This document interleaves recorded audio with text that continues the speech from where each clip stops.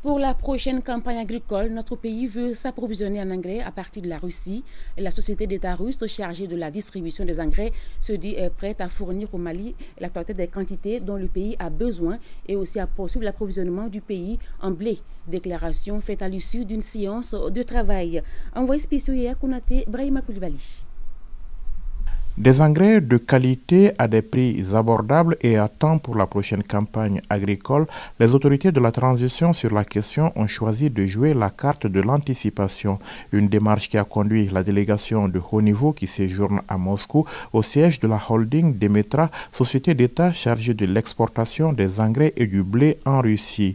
Au menu des entretiens, les besoins du Mali en engrais estimés à près de 400 000 tonnes, mais aussi la poursuite de l'approvisionnement du pays en blé en provenance de Russie. Nous nous sommes entendus sur le montage financier, sur les délais et je pense que la société est déjà prête à fournir au Mali dans les meilleurs délais.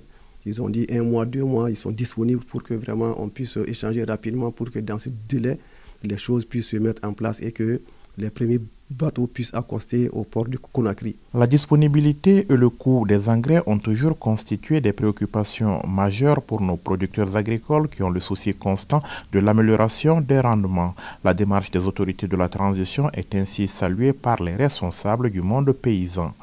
Pour nous, agriculteurs, c'est déjà historique que le Mali parle de son approvisionnement en engrais à partir du mois d'octobre de l'année N-1.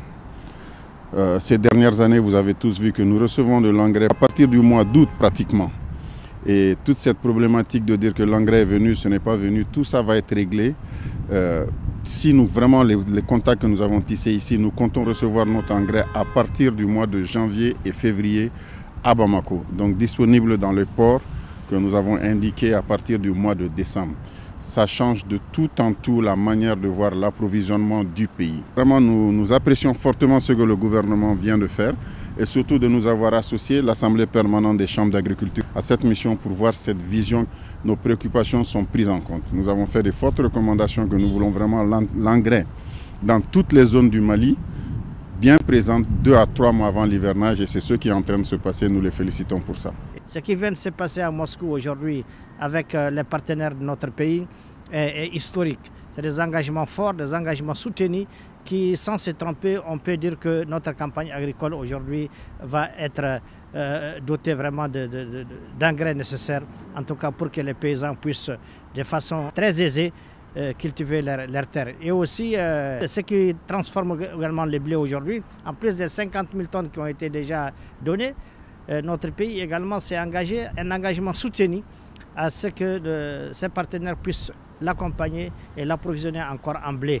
Pour la question du blé, avant de trouver la solution structurelle qui est la production du blé, nous en parlons beaucoup aussi avec notre État. Et il s'agit de gérer au plus urgent et d'aider nos minoteries à avoir du blé de bonne qualité à un bon prix. Donc comme vous le savez, la Russie est un grand producteur de blé. Donc ces négociations d'État à État auxquelles on vient d'assister va vraiment aider nos minoteries et pour résoudre ce problème de farine et de blé au Mali. La Russie, une puissance agricole dont le Mali peut s'inspirer pour changer sa vision de l'agriculture, selon l'Assemblée permanente des chambres d'agriculture du Mali, qui s'inscrit désormais dans une logique de partenariat avec ce pays sur plusieurs filières. Cela avec l'accompagnement du gouvernement au bénéfice des populations maliennes.